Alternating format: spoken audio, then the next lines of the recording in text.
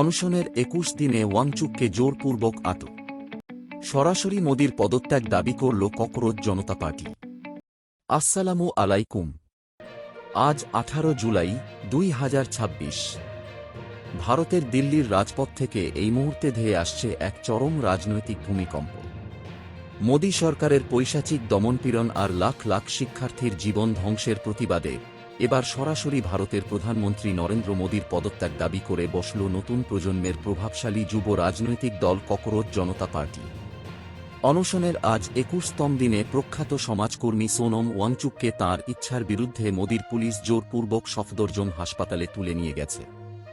কিন্তু স্বৈরাচারী কায়দায় এই আন্দোলন দমানো তো দূরের কথা, ওয়াংচুককে সরিয়ে নেওয়ার সাথে সাথেই অনশন মঞ্চে গর্জে উঠেছেন ককরোচ জনতা পার্টির প্রতিষ্ঠাতা অভিজিৎ দীপকে। তিনি নিজে আমরণ অনশনে বসে সরাসরি মোদি সরকারের পতন দাবি করেছেন।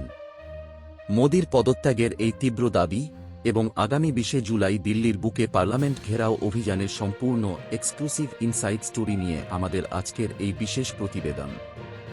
দর্শক, গত ২৮ জুন থেকে দিল্লির রাজপথে মরণপণ অনশন করছিলেন ৫৯ বছর বয়সী প্রখ্যাত অ্যাক্টিভিস্ট সোনম ওয়াংচুক।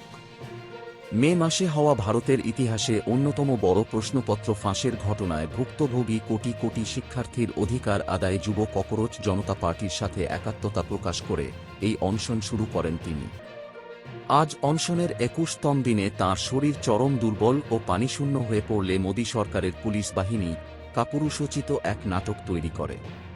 টেলিভিশন ফুটেজে দেখা গেছে, সাধারণ পোশাকে আসা শত শত পুলিশ সাদা কাপড়ের চাদর দিয়ে পুরো অনশন মঞ্চকে আড়াল করে ফেলে, যেন বিশ্ববাসী মোদির পুলিশের এই পৈশাচিক বলপ্রয়োগ দেখতে না পারে। এরপর ওয়াংচুকের তীব্র আপত্তি ও চিকিৎসা না নেওয়ার ইচ্ছা সত্ত্বেও তাঁকে জোরপূর্বক দিল্লির সফদরজং হাসপাতালে তুলে নিয়ে যাওয়া হয়। হাসপাতালে নেওয়ার পর সোনম ওয়াংচুক যে বীরত্ব দেখিয়েছেন তা পুরো ভারতকে নাড়িয়ে দিয়েছে।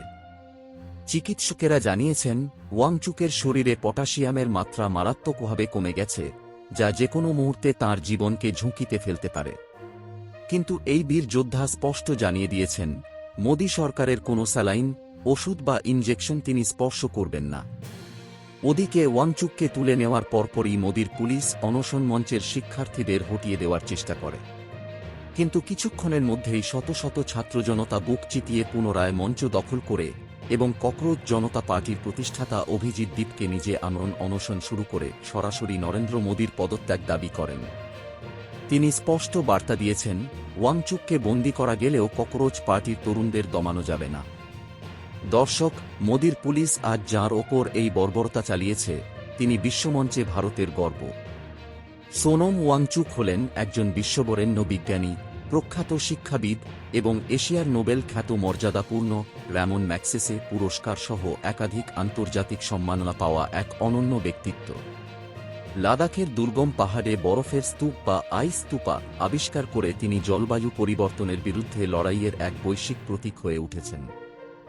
আর সবচেয়ে চমকপ্রদ তথ্য হল, বলিউডের অল টাইম ব্লকবাস্টার সিনেমা 3 ইডিয়টসের আমির খানের সেই বিখ্যাত ফুংসুক ওয়াংডু চরিত্রটি কিন্তু এই সোনম ওয়াংচুকের বাস্তব জীবন ও তাঁর বর্ণাঢ্য ক্যারিয়ার থেকেই অনুপ্রাণিত।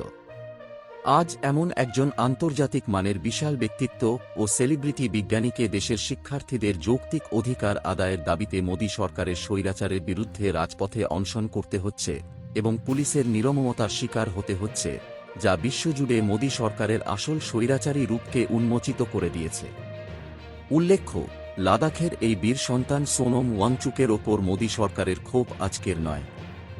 গত বছর লাদাখের অধিকার আদায়ের আন্দোলনের সময়ও মোদি সরকার তাঁর বিরুদ্ধে উস্কানি দেওয়ার মিথ্যা অভিযোগ এনেছিল এবং তিনি প্রায় ৬ মাস জেল খেটে চলতি বছরের মার্চ মাসে মুক্তি পান।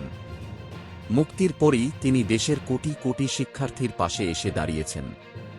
ককরোচ জনতা পার্টি আজ সাফ ঘোষণা করেছে, আগামী ২০ জুলাই যখন ভারতের সংসদের বাদল বা মনসুন শুরু হবে, তখন পুরো দিল্লির ছাত্র জনতা রাজপথ স্তব্ধ করে সরাসরি ভারতের পার্লামেন্ট অভিমুখে লং মার্চ করবে এবং স্বৈরাচারী মোদি সরকারের পতন ও শিক্ষামন্ত্রীর পদত্যাগ আদায় করেই ছাড়বে।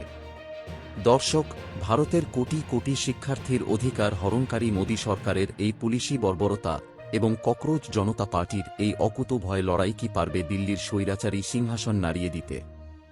আপনার অত্যন্ত মূল্যবান মতামত কমেন্টে জানান। এই আন্দোলনের প্রতি সমর্থন জানাতে এবং ভারতের এই ঐতিহাসিক ছাত্র আন্দোলনের শতভাগ সত্য ও লাইভ আপডেট সবার আগে পেতে আমাদের চ্যানেলটি সাবস্ক্রাইব করে আমাদের সাথেই থাকুন। ধন্যবাদ।